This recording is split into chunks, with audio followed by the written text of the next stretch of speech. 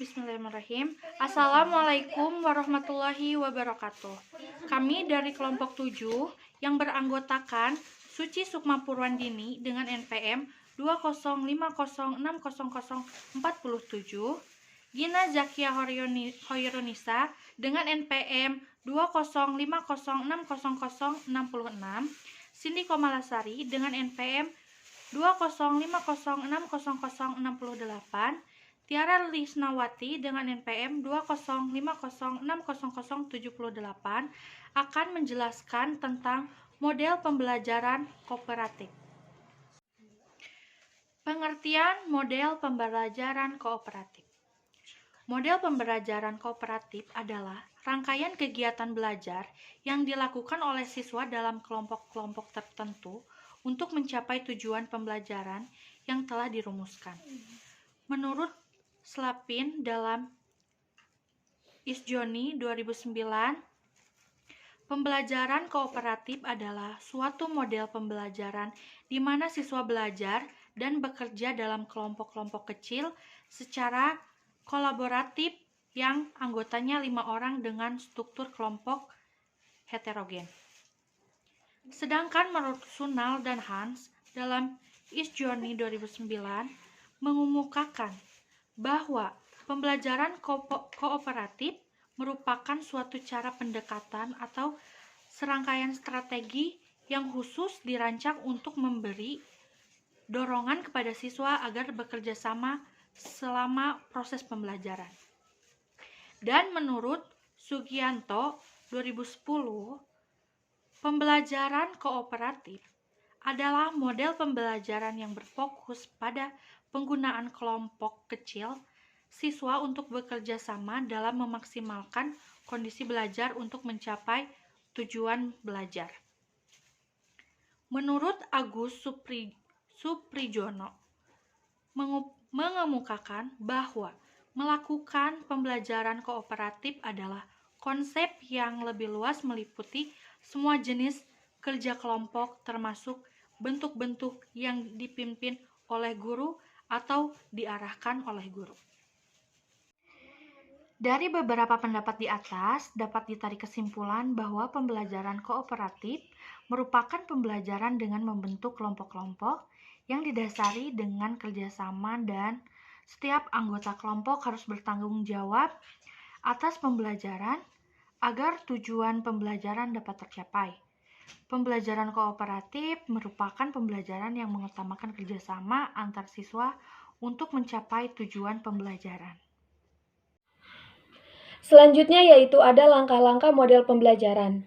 Penggunaan pembelajaran kooperatif seharusnya mengikuti langkah-langkah atau prosedur tertentu dalam penggunaannya. Hal ini dimaksudkan agar penggunaan pembelajaran kooperatif dapat efektif, meningkatkan kemampuan belajar dan hasil belajar siswa. Jadi, pembelajaran kooperatif sangat positif dalam menumbuhkan kebersamaan dalam belajar pada setiap siswa sekaligus menuntut kesadaran dari siswa untuk aktif dalam kelompok. Karena jika ada siswa yang pasif dalam kelompok, maka hal itu dapat mempengaruhi kualitas pelaksanaan pembelajaran kooperatif, khususnya yang berkaitan dengan rendahnya kerjasama dalam kelompok. Menurut Suprijono, tahun 2009, fase model pembelajaran kooperatif terdiri menjadi 6, yaitu fase pertama menyampaikan tujuan pembelajaran dan memotivasi siswa, fase kedua menyampaikan informasi, fase ketiga menorganisasikan peserta didik ke dalam tim-tim belajar atau kelompok, fase keempat membantu kerja tim dan belajar, fase kelima mengevaluasi, dan fase yang keenam yaitu memberikan pengakuan atau penghargaan. Ini yang selanjutnya yaitu ada model-model pembelajaran kooperatif. Menurut Rumini dan kawan-kawan, dalam pembelajaran kooperatif terdapat beberapa variasi model yang dapat diterapkan, yaitu diantaranya yang pertama ada tim game turnamen. Siswa dibentuk dalam kelompok-kelompok untuk saling membantu dalam memahami materi dan mengerjakan tugas sebagai suatu kelompok dan dipadu dengan kompetensi antar anggota dalam bentuk permainan. Yang kedua yaitu ada student team achievement division. Siswa berada dalam kelompok kecil dan menggunakan lembaran kerja untuk menguasai suatu materi pelajaran. Mereka saling membantu satu sama lain. Dan yang ketiga yaitu jigsaw. Siswa dibagi dalam kelompok-kelompok kecil yang bersifat heterogen. Bahan pelajaran dibagi-bagi dalam setiap anggota kelompok dan mereka mempelajari materi yang sama, berkumpul untuk berdiskusi, materi yang sama, berkumpul untuk berdiskusi dan kembali ke kelompok semula untuk mempelajari materi yang telah mereka kuasai kepada anggota kelompoknya. Dan yang terakhir ada group investigation. Siswa bekerja dalam kelompok kecil untuk menanggapi berbagai macam proyek kelas. Setiap kelompok membagi topik menjadi subtopik-subtopik. Kemudian, setiap anggota kelompok menggunakan kegiatan meneliti untuk mencapai tujuan kelompoknya. Sedangkan menurut Isjoni pada tahun 2009 pada halaman 74-88 membagi pembelajaran kooperatif, yakni 1. Student Team Achievement Division merupakan salah satu tipe kooperatif yang menekankan pada adanya aktivitas dan interaksi di antara siswa untuk saling memotivasi dan saling membantu dalam menguasai materi pelajaran guna mencapai prestasi yang maksimal. Pada proses pembelajarannya, pembelajaran kooperatif tipe STAD melalui 5 tahapan, meliputi 1. Tahapan penyajian materi, 2. Kerja kelompok, 3. Tes individu, 4. Perhitungan skor pengembangan individu, dan yang kelima yaitu pemberian penghargaan kelompok. Yang kedua ada jigsaw. Pembelajaran kooperatif tipe jigsaw merupakan salah satu pembelajaran kooperatif yang mendorong siswa aktif dalam dan saling membantu dalam menguasai materi pembelajaran dengan jigsaw, yakni adanya kelompok asal dan kelompok ahli dalam kegiatan belajar mengajar. Setiap siswa dari masing-masing kelompok yang memegang materi yang sama berkumpul dalam satu kelompok baru yakni kelompok ahli. Masing-masing kelompok ahli bertanggung jawab untuk sebuah materi atau pokok bahasan. Setelah kelompok ahli selesai mempelajari satu topik materi keahliannya, masing-masing siswa kembali ke kelompok asal mereka untuk mengajarkan materi keahliannya kepada teman-temannya dalam satu kelompok diskusi. Lalu yang ketiga ada team game turnamen. Adalah tipe pembelajaran kooperatif yang menempatkan siswanya dalam kelompok-kelompok belajar dengan adanya permainan pada setiap meja turnamen. Dalam permainan ini digunakan kartu yang berisi soal dan kunci jawabannya. Setiap siswa dapat bersaing merupakan wakil dari kelompoknya dan masing-masing ditempatkan pada meja turnamen. Cara memainkannya dengan membagikan kartu-kartu soal, pemain mengambil kartu dan memberikannya kepada pembaca soal. Kemudian, soal dikerjakan secara mandiri oleh pemain dan penantang hingga dapat menyelesaikan permainannya.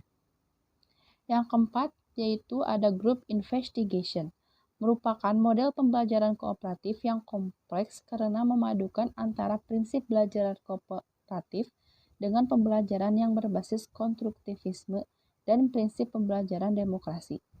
Keterlibatan siswa secara aktif dapat terlihat mulai dari tahap pertama sampai akhir pembelajaran akan memberi peluang siswa untuk lebih mempertajam gagasan. Dalam pelajaran inilah kooperatif memainkan perannya dalam memberi kebebasan kepada pembelajar untuk berpikir secara analitis, kritis, kreatif, reflektif, dan produktif. Yang kelima yaitu rotating trio exchange. Pada model pembelajaran ini, jumlah siswa dalam kelas dibagi menjadi beberapa kelompok yang terdiri dari 3 orang. Pada setiap trio tersebut diberi pertanyaan yang sama untuk didiskusikan. Setiap anggota trio diberi nomor, kemudian berpindah secara jarum jam dan berlawanan jarum jam. Dan setiap trio baru diberi pertanyaan baru untuk didiskusikan. Dan yang keenam yaitu group resume.